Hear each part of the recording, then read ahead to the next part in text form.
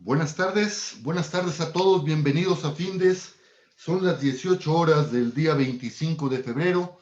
Damos inicio a la transmisión del webinario que tenemos programado para esta ocasión en materia de obligaciones patronales referentes a la seguridad social. Soy Emigdio Villalobos, directivo de la Fundación, y les agradezco la oportunidad que nos brindan de acompañarnos. Me acompaña el profesor José Padilla, especialista de Findes en el área fiscal, a quien me permito presentar sucintamente como licenciado en contabilidad, con estudios de posgrado en impuestos y diversos diplomados y cursos de actualización en materia fiscal. Es instructor de la Facultad de Contaduría y Administración en la UNAM y en Findes, impartiendo materias relacionadas con los impuestos. En su acepción amplia, es aquí en donde se centra su expertise profesional como consultor de diversas empresas nacionales y extranjeras, desarrollando muchos proyectos de investigación en materia fiscal. José, buenas tardes, ¿tienes la palabra?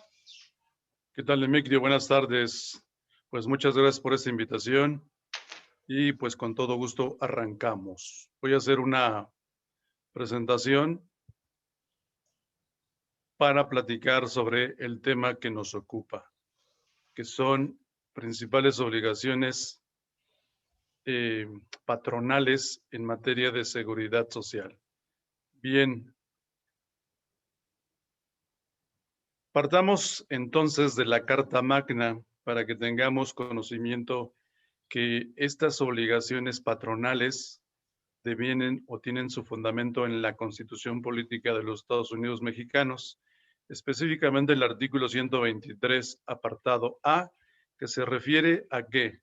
A las cuestiones en materia de seguridad social que corresponden precisamente a lo que es el Seguro Social, fracción 29, vivienda, fracción 12, y los riesgos de trabajo, fracción 14. Es decir, aquí es en donde está la obligación que le corresponde a los patrones por tener subordinados a su cargo.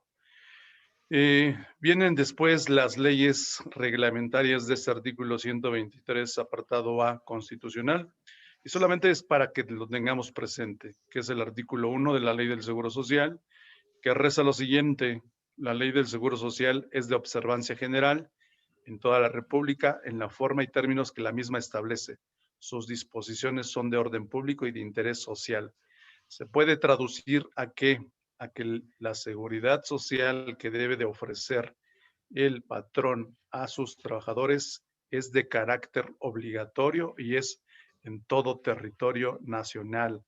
Le hace que el patrón que tenga trabajadores en cualquier parte de la República está obligado a registrarlos ante el Instituto Mexicano del Seguro Social.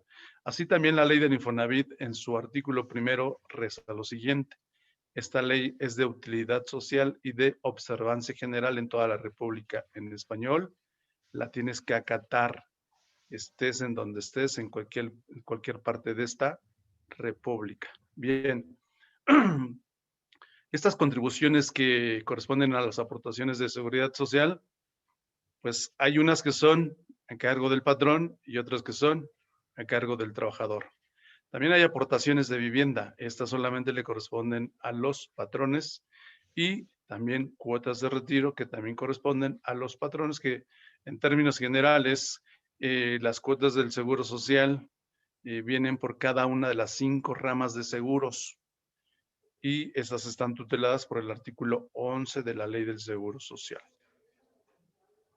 Una vez que se establece la relación laboral patrón-trabajador, trabajador-patrón, esto deviene de pues este concepto llamado subordinación. Cuando hay subordinación, no te queda otra más que registrar a tus trabajadores ante el Seguro Social, y con ello el trabajador queda registrado en 5 ramas del seguro, que son riesgos de trabajo, enfermedades y maternidad, invalidez y vida, retiro, cesantía en edad avanzada y vejez, y guarderías y prestaciones sociales. Aquí hay que anotar que si tú no cumples con lo que dicta la ley del Seguro Social, esto te puede resultar oneroso, porque si alguno de tus trabajadores sufre algún accidente, algún riesgo de trabajo y la persona llega a fallecer, la misma Ley Federal del Trabajo señala pues una indemnización algo cuantiosa a cargo de los patrones y en favor de los trabajadores. Amén, amén de el famoso capital constitutivo a que se refiere el artículo 79 de la Ley del Seguro Social, que palabras más, palabras menos son todas las prestaciones que el Seguro Social le va a entregar al trabajador y a su familia por si fuera el caso de que la persona fallece. Es decir, el Seguro Social, una vez que se le demuestre que ese trabajador era trabajador de tal o cual patrón y se logra acreditar que había la relación laboral y que este trabajador no fue asegurado de acuerdo a lo que mandata la ley, pues el Seguro Social le va a otorgar las prestaciones en especie y en dinero, hace la cuenta y esta cuenta se le suma un 5% por gastos de administración. Vamos a ponerle bolitas y palitos, 1 millón de pesos y entonces va a buscar al patrón y le dice, ¿qué crees, chaparrito? Aquí está tu capital constitutivo que asciende a 1 millón de pesos. Este es un crédito fiscal a cargo del patrón. Si bien es cierto que es susceptible de defenderse, también es cierto que tiene su chistecito y al final del día, pues el abogado te lo va a cobrar. Entonces, ¿cuáles son las obligaciones? La primera, de acuerdo al artículo 15, tu patrón te tienes que registrar ante el IMSS. Así también tienes que registrar a los trabajadores en el instituto. Además, comunicar las altas y las bajas, también las modificaciones de su salario y las demás dentro de los plazos no mayores a 5 días hábiles. Dicta también el reglamento de la Ley del Seguro Social en materia de afiliación, clasificación, recaudación de empresas, que para que te cures en salud, puedes hacer el registro un día hábil antes al que inicia la relación laboral. Ejemplo, si yo contrato a un trabajador para que inicie la relación laboral el día lunes 1 de marzo, yo puedo enviar el aviso de afiliación el día viernes 26, es decir, el día de mañana, y va a correr o surtir efectos a partir del día lunes 1 de marzo. ¿Qué quiere decir esto? Que cuando llegue el trabajador a las instalaciones del patrón, desde el primer momento en que pone un solo pie en las instalaciones, ese trabajador ya quedó asegurado. No te preocupes. Luego entonces ya quedó registrado en estas 5 ramas de los seguros. Si para su mala suerte del trabajador sufre algún accidente y le pasa algo, no te preocupes, ya quedó asegurado. Entonces aquí tenemos la primer obligación: registrar al patrón, registrar a los trabajadores. Cuando tú haces esto, evidentemente que estás registrándolo o previniendo los riesgos del trabajo. Recuerden ustedes que ahorita este concepto de los riesgos de trabajo está un tanto cuanto ahora sí que bajo la lupa del IMSS. ¿Por qué? Por la enfermedad que aqueja a nivel mundial, que es el famoso coronavirus. Entonces, pues a la par que tú afilias a la persona, pues lo aseguras en este tema de los riesgos de trabajo. Recordemos que hay 5 clases de riesgos y que va del punto 54 al 7.58, un diferencial de 7 puntos. Esto va a depender del giro de la actividad. Te dice la ley en el artículo 73 que cuando tú te inscribas por primera vez o cambies de actividad, tienes que irte al artículo 196 del reglamento, que básicamente, palabras más, palabras menos, es un tipo catálogo de actividades en donde te va a decir cuál es la clase que te corresponde. Oye, fíjate que soy un despacho de contadores. Me voy al catálogo y aquí me identifica en la clase 1, es decir, el riesgo de trabajo que se puede suscitar en una oficina, despacho, pues es muy mínimo, por eso es que es la clase mínima. Sin embargo, si mi actividad es la construcción, pues evidentemente que te va la demanda la mayor, que es la clase 5, 7.58. Oye, fíjate que estoy en León, Guanajuato y tengo una fábrica de zapatos. Me voy al catálogo y me manda la clase 3, que es el 2.59. De esta prima tienes que enviar una declaración anual, permítame la expresión declaración anual, que precisamente es en este mes de febrero que se presenta respecto del año 2020. Cuando tú inicias actividades en este mes de febrero, la ley te dice que es por periodos, por ejercicios completos, es decir, tú te registras ahorita en la clase que te corresponda y vas a tener obligación de esta declaración solo hasta febrero del año 2023, porque va a ser respecto del año 2022, que sería el año completito. Bien, las afiliaciones y los reingresos, pues aquí es donde viene lo que se le da sabor a la ley. ¿Por qué? Porque hay diversas modalidades para dar de alta a una persona. La afiliación normal, 5 días. Afiliación a solicitud, cuando el trabajador no es registrado por el patrón y entonces el trabajador, de acuerdo al artículo 18, puede ir a balconear al patrón y entonces el Seguro Social lo va a registrar sin consentimiento del patrón y obviamente aquí el patrón se va a poner molesto. ¿Por qué? Porque va a recibir una visita por parte del IMSS. O bien una afiliación oficiosa, que es una atribución que tiene la autoridad para que registre a los trabajadores que estando en tus instalaciones no han sido registrados. Y la que les decía, la previa. Las bajas, obviamente la baja procede solamente cuando haya concluido la relación laboral y esta no procede cuando haya una incapacidad.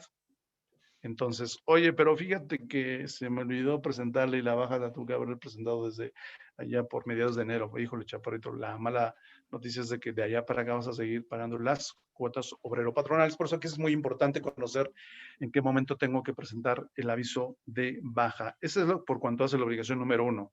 Solamente me voy a concretar a las más relevantes. Esa fue la primera. La segunda, tienes que llevar registros tales como nóminas y listas de raya, en la que se asienten datos como pues todos los generales del trabajador, datos del patrón, cuál es su salario, cuál es su jornada, tipo salario, salario base de cotización, obviamente, y las deducciones y retenciones. Esto recordemos que lo tenemos que hacer cuando yo, persona física, persona moral, pago nómina. Esa nómina tiene que ser a través del famoso CFDI, comprobante fiscal digital por internet, y tiene que cumplir con estos parámetros de acuerdo a lo que señala el Servicio de Administración Tributaria. Luego entonces, cuando yo cumplo con lo que se dicta en materia de impuestos federales, a la par cumplo con lo que se dicta en materia de contribuciones de seguridad social. Y viene la buena, dicen que la tercera es la vencida, y aquí la tercera es, chaparrito, tienes que calcular cuotas obrero patronales a tu cargo, patrón, y por ahí calculas las de los trabajadores, se las retienes y las enteras al IMSS. Y aquí es en donde se pone sabroso el asunto. ¿Por qué? Porque esto es a través de utilizar el salario base de cotización como base para el cálculo de las cuotas obrero patronales. Y precisamente en este taller se les enseña con ejercicios prácticos de la vida real y atendiendo a lo que dicta el artículo 27 de la Ley del Seguro Social, cómo se compone, cómo se integra el salario base de cotización. Fíjense qué chistoso. Muchos confunden el salario diario integrado con el salario base de cotización y no es lo mismo, que quede claro, no es lo mismo que lo mismo. El salario diario integrado es aquel al que se refiere el artículo 84 de la Ley Federal del Trabajo y que sirve básicamente para las cuestiones de las indemnizaciones. Y así lo señala el artículo 89 de la misma Ley Federal del Trabajo. Y este se compone por la cuota diaria, gratificaciones, percepciones, habitación, alimentación, y cualquier otra cantidad que se entrega al trabajador por su trabajo.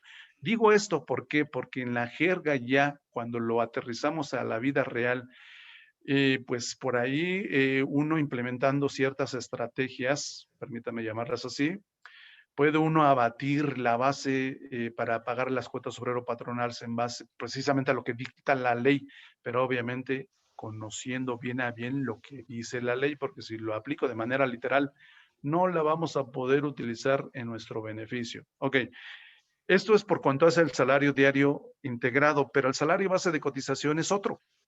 Este es la base para calcular las cuotas y el artículo 27 igual te dice que el salario base de cotización se integra con los pagos hechos en efectivo por cuota diaria, gratificaciones, percepciones, habitación, alimentación, etc., que retribuyan al trabajo.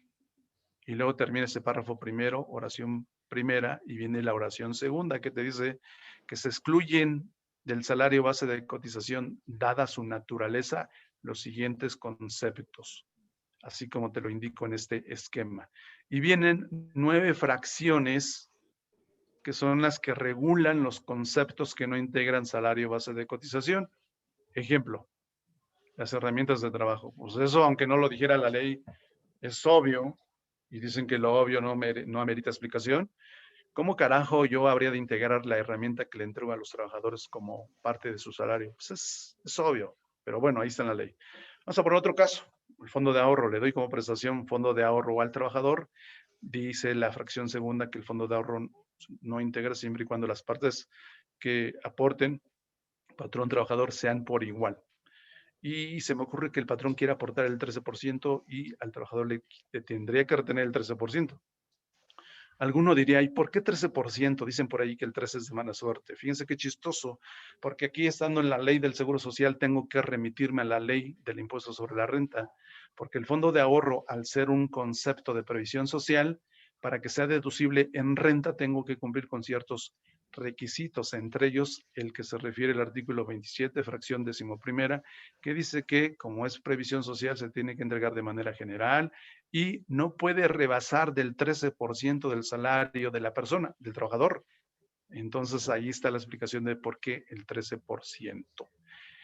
Entonces aquí precisamente en el taller, en el curso diplomado que tenga que ver con las cuestiones de seguridad social, se explican a detalle cada uno de estos conceptos que se listan en el artículo 27. Otro, por ejemplo, vales de despensa, otro concepto de previsión social.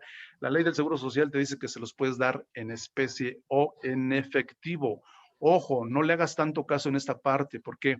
Porque la ley de renta me dice que los vales de despensa, para que sean deducibles, tienen que ser pagados a través de monedero electrónico. Entonces, lo que te dice es que no los puedes pagar en efectivo, sino en monedero electrónico para que sea deducible.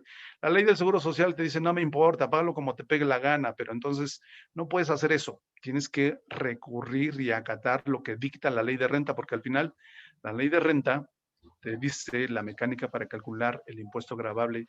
Si eres persona moral, deducciones, ingresos acumulables menos deducciones autorizadas. Y dentro de este renglón de deducciones autorizadas, pues están la nómina y el seguro social y las prestaciones de previsión social. Entonces, tienes que ir acatando lo que dicta la ley del impuesto sobre la renta. Entonces, aquí cuando se les da este taller, este curso, pues obviamente lo damos las personas que conocemos de manera integral todas las leyes que tengan que ver con la nómina, ¿sale? Aquí les puse un esquema de cómo se determina el salario base de cotización, que es pues lo que acabo yo de explicar. Entonces, se viene la obligación del entero de las cuotas que son mensuales o bimestrales, según sea el caso. Aquí nada más como nota, una vez que determino el salario base de cotización de acuerdo al artículo 27 de la Ley del Seguro Social, que sirve como base para el cálculo de las cuotas obrero-patronales, a la par, esta base hace las veces del salario base de aportación para el famoso 5% del Infonavit. Entonces, no vamos a hacer doble trabajo. Con uno que hagamos es suficiente. Entonces, se causan las cuotas y por mensualidades vencidas las tienes que enterar de manera mensual o bimestral. Aquí les pongo cuál es cuál. Y son a más tardar a enterar los días 17 del mes inmediato siguiente al mes de que se trate. Igual, aquí les vamos a indicar cuáles son las cuotas, sobre qué base se aplica, que es el salario base de cotización, que insisto, hace las veces de salario base de aportación. Aquí es muy claro tener en cuenta que esas cuotas, al estar tuteladas por una ley, dice la ley, dice por ahí una máxima que, pues una ley que tiene el carácter de obligatoria, para que sea obligatoria y sea cumplida, tiene que tener o contener la sanción para el caso de que aquel al que destinatario que tiene que cumplirla no la acate, pues sencillamente viene la sanción. Las cuotas tienen carácter de crédito fiscal. Y recordemos que crédito fiscal, de acuerdo al artículo cuarto del Código Fiscal de la Federación, son todas las cantidades que tiene derecho a exigir el Estado y sus organismos públicos descentralizados. Le hace Instituto Mexicano del Seguro Social. Aquí también lo interesante de la cuestión fiscal es que cuando nosotros desarrollamos este tipo de cursos, yo en lo personal, al ser asesor y contar con estudios de doctorado, pues me jacto de decir que conozco todas las leyes para que el curso ustedes salgan más que satisfechos. ¿Por qué? Porque no solamente vamos a ver la ley del Seguro Social y la ley del Infonavit, sino necesariamente la ley federal del trabajo, la ley de renta, etc. La ley del Infonavit en el artículo 29, fracción segunda, te dice que tienes que determinar el monto de las aportaciones del 5% sobre el salario de los trabajadores. Y este salario es el salario base de aportación, que ya dijimos que es el salario base de cotización. Y bien, en ese tenor de ideas, Findes les hace una atenta invitación para que se inscriban en los cursos y talleres en materia de seguridad social, en donde podrán adquirir todos los conocimientos necesarios para el correcto, adecuado y oportuno cumplimiento de las disposiciones legales respectivas, en el entendido de que cuando nace la relación laboral, inmediatamente nacen las obligaciones a cargo de los patrones, las cuales o las cumples o ya ven que ahorita el Estado tiene bajo la lupa a todos aquellos patrones que prestaron servicios en materia de outsourcing. Y todas aquellas empresas que prestan servicios en materia de outsourcing, de acuerdo al artículo 15A, 15B, 15C y 15D de la Ley Federal del Trabajo vigente hoy día, y que no acataron las leyes en materia de seguridad social, ¿qué creen? Tienen un problema. Y pues precisamente para eso estamos allá, en este instituto, enseñando todos los temas de corte de seguridad social. Y pues no sé si tengan alguna duda, pregunta, inquietud. Estoy a sus órdenes. José, muchas gracias. Mientras que los participantes nos expresan sus dudas, comentarios o sugerencias, recordémosles que todos los jueves a las 18 horas estaremos abordando diferentes tópicos de interés, tópicos de actualidad en el ámbito de los negocios, y el próximo jueves 4 de marzo abordaremos el tema de programación lineal en el ámbito de la administración de almacenes e inventarios. ¿Los esperamos? Inviten a sus compañeros y amigos. Bien, no teniendo dudas, sugerencias o comentarios que atender, siendo las 18 horas con 22 minutos del día 25 de febrero, damos por concluido el desarrollo de este webinario. José, muchas gracias a todos. Hasta luego. Suerte y un saludo para todos.